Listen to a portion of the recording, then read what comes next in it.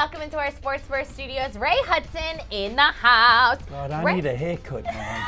Are you checking yourself out? Any hairdressers out there, especially living in the Miami area, give me a call because I'm in serious need of a flipping haircut.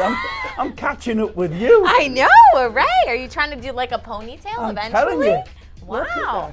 Okay, so you hairdressers, hit us up in the comment section. But besides Ray's hair, we are going to be discussing this man, the myth, the legend, Lionel Messi. We're going to get Ray's take on his unbelievable performance yesterday, while also touching on Real Madrid. Zizou is back. They're back to winning ways, but is it too soon to get excited? We'll touch on Simeone and Atleti, a little bit of a crisis going on there.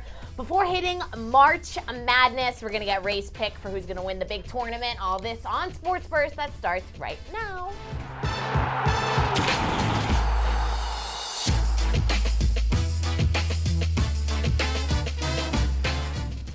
So this little man put on quite the show yesterday, Ray. An unbelievable performance against Betis. It was the Messi show. Luis Suarez, of course, also doing excellent. But a little update for you. Suarez is now injured. He's going to be out for 15 days. But a perfect 15 days to be out. It is the international break. But let's talk Messi, Ray. Is there anything this man can't do? You know, it's easy for you and you people watching to watch a game of football and enjoy it and have fun with it and stuff. But put yourself in my place. And for all the journalists maybe tuning in, how easy have you got it? You know, after the game, you sit down with your paper or your typewriter or whatever it is you use to make your stories. And you've got time to contemplate. You've got time to look up different statistics or, you know, maybe some Shakespearean quotes or, you know, some references. And you can consider, you can contemplate. Reflect. And see which choice of words are you going to use to describe this. Me, I've got to do it like that. I'm on the highway, immediately trying to describe how many bubbles there are in a glass of champagne.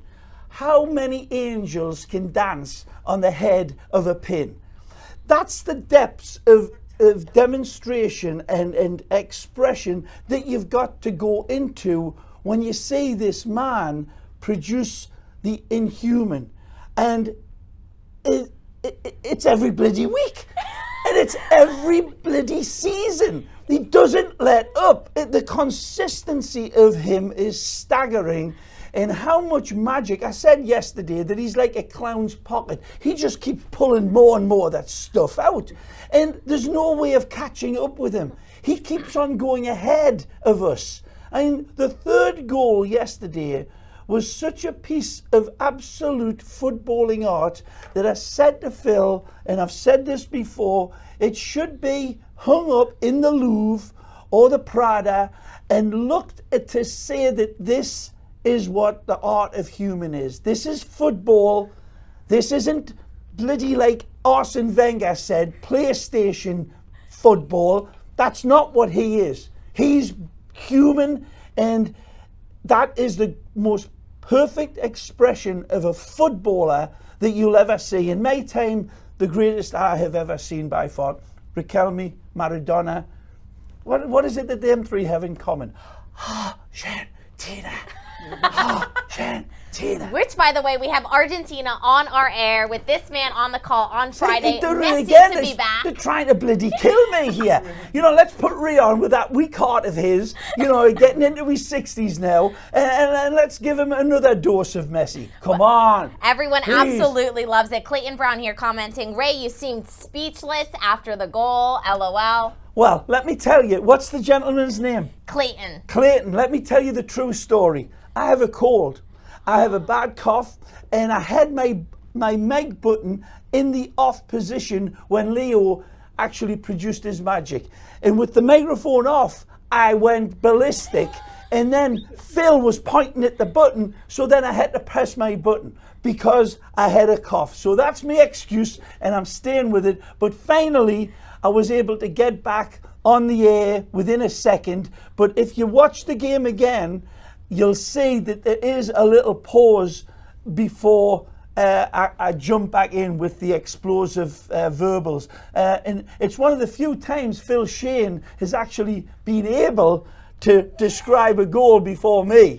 Because the mic button was off. Right. Ryan Moran saying, Ray, yesterday you said Messi was the great complete footballer in history. Your words are magic, but that simple phrase is what the gods of football gave you to give us.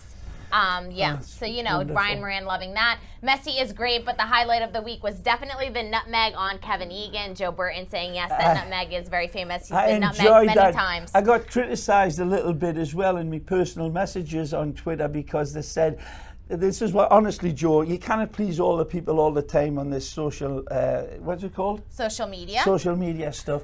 You cannot. And one or two people were very kind and nice, and I follow them on Twitter. I try to follow everybody on Twitter.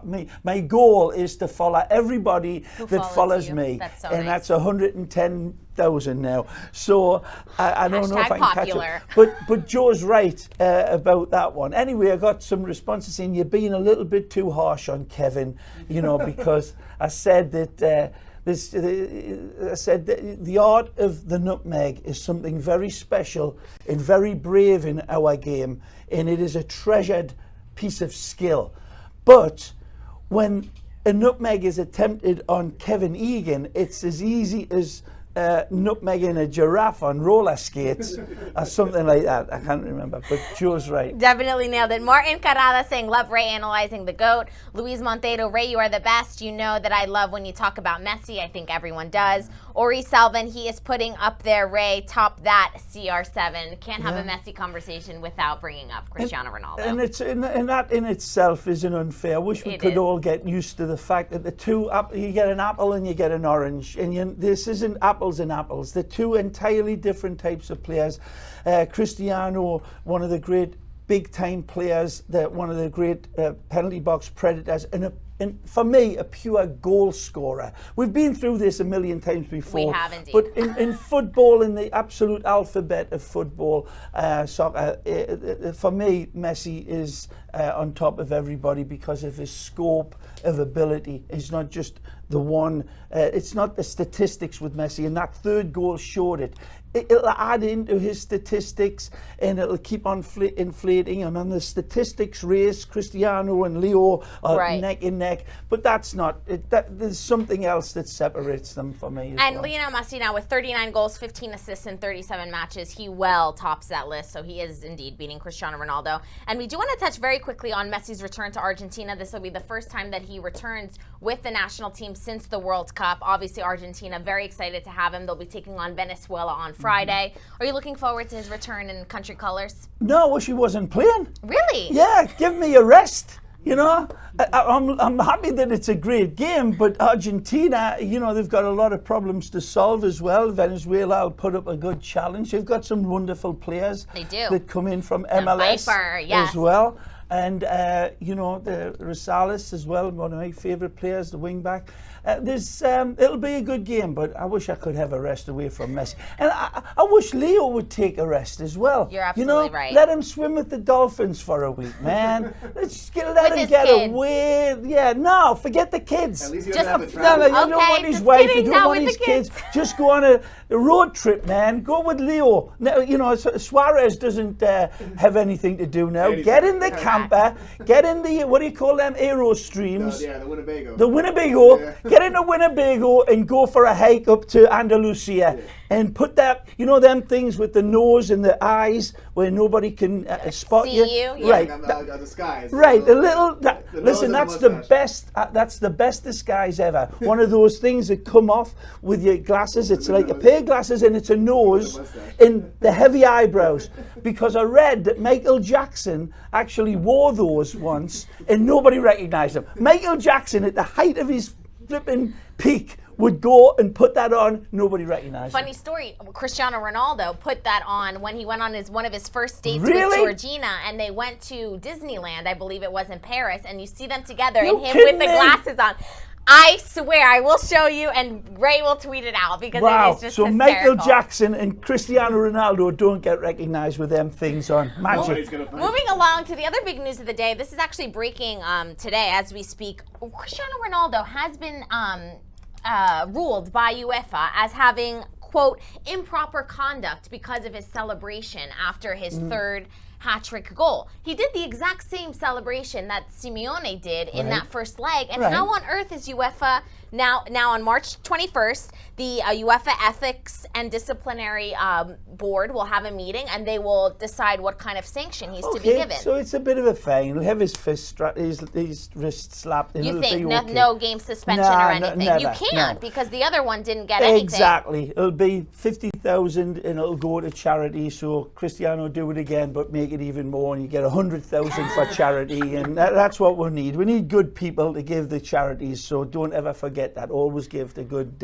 causes. Absolutely. That's what Cristiano was meaning to do. Yeah, I was just kidding. J.E. Egui Gerems Jr., interesting last name, says, how about Magisco? Which brings us to Real Madrid. Obviously, Zinedine Zidane taking his first match in charge against Celta. Ironically, this was his first match in his first stint as Real Madrid manager, too. They won 5-0 in that one. They won 2-0 at the weekend, a win at the Bernabeu.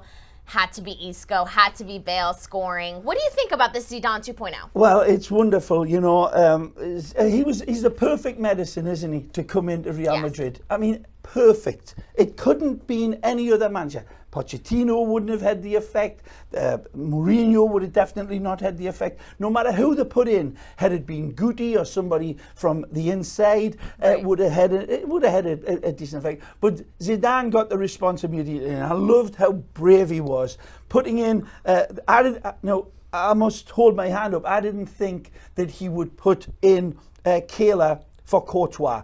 I did not. I thought that would be a bridge too far for the locker room, for the whole setup, for the rest of the season. But he did it. Boom. And Kehler came up with a phenomenal, magisterial save when it was still 0-0, and that set the table. Isco and Marcelo will have a couple of weeks now to get their fitness back, but the confidence was back. It wasn't a great performance in the first half by Real Madrid. I said, this isn't exactly champagne football, it's hard cider. And it doesn't matter. The players were smiling, and it was a good response from Real Madrid. Absolutely, and Keylor Navas saying just that Zidane's return has brought happiness back into the Real Madrid dressing room, which is precisely what they needed. For now, and we'll see how this plays out. They've got a hard game coming up at Valencia, which will test them.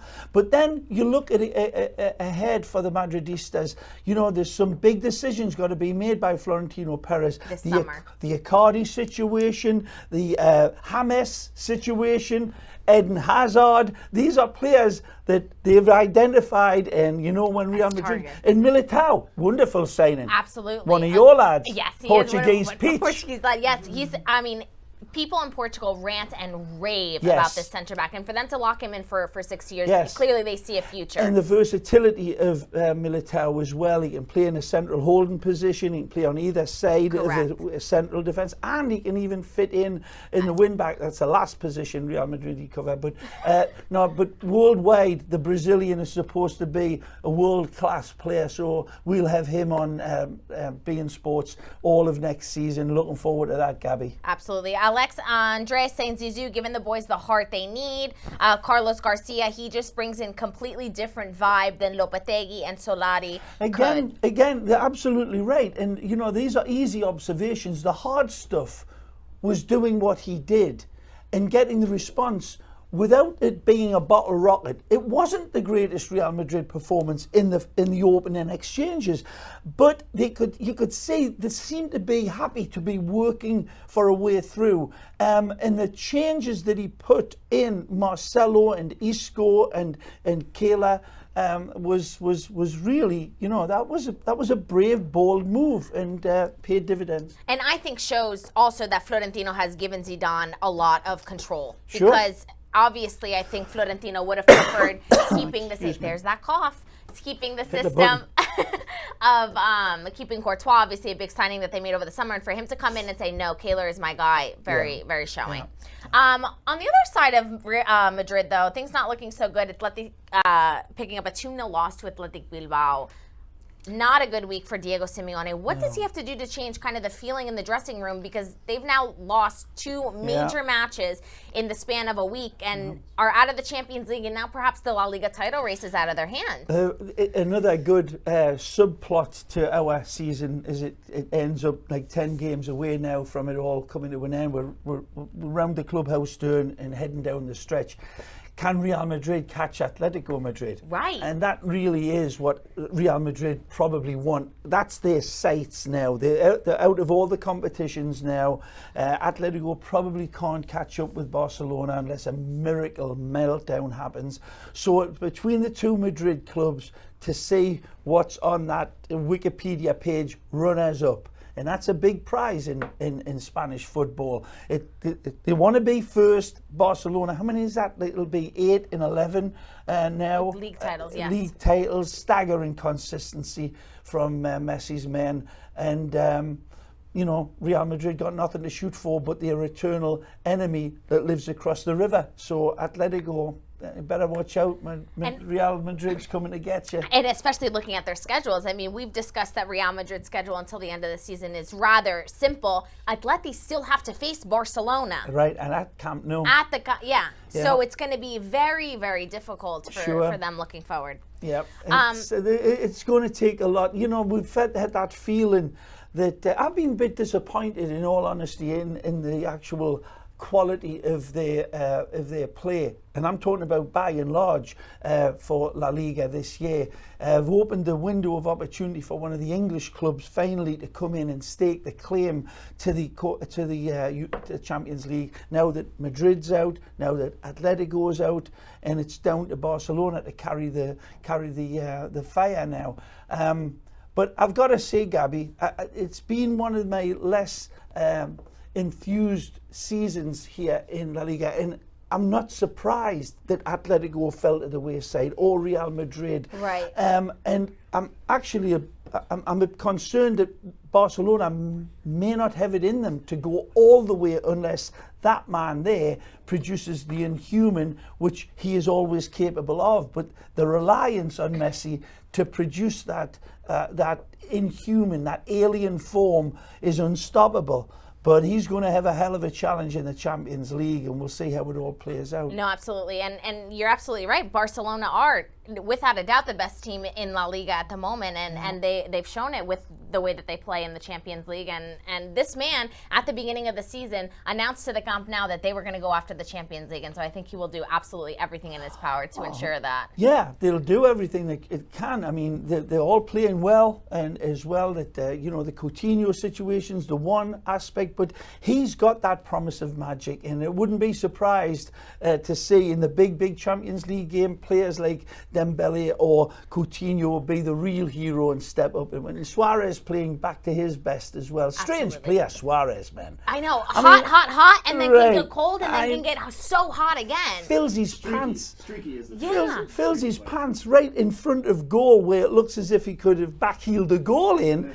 But then he's got 4 players around him, and he backheels his pass to Messi in his wonderful slalom goal. When he's at his best, he's absolutely staggering. But and he showed it in that second leg against Lyon. He was fantastic. Yeah, no, absolutely. We did want to send congratulations to the women La Liga teams, Atletico Madrid and Barcelona. A sold-out Wanda Metropolitana for that Clásico. 60,739 people there. Wow. It was a world record for attendance for a women's game, so absolutely amazeballs there. And who won? Good question. I don't know. Oh, sorry, Gabby. But I was just focused on the crowd. And we do want to touch on March Madness. Begins this week. Who you got your... If you were a betting man, Ray, who would you put your money on? If I was, which I don't do that, do I? No, not at all. Sorry, Barcelona won. I really... Barcelona won 2-0, yes. Oh, good. So I don't Away. have any real favourite this time, because my Michigan is my team, not Michigan State, but Michigan is the team that I'm going to be rooting for. But they've been a little bit tricky as well. They've been a little disappointing. Shago Bakar saying Barcelona are on fire. Everyone touching on Barcelona. Just pick Our Duke. fingers are crossed. No, just pick Syracuse. I will be rooting for Syracuse, my alma mater. So we'll see. You should be a Syracuse fan then. Adopt my team. All right. Okay, the orange men. Amazing! Yay! Syracuse. Guys, get your pens and papers out because you want to write down our schedule for the rest of the day. Live on beIN Sports at 7 o'clock, the extra, followed by the locker room. And then at 8 o'clock, we have a very special half-hour sit-down with Jose Mourinho. Yes, the special one. You won't want to miss that. Followed by Monday Night Soccer at 8:30. Our time is up, Ray. All right. We'll see you guys tomorrow. Have a happy Monday. Bye-bye. Adios, muchachos.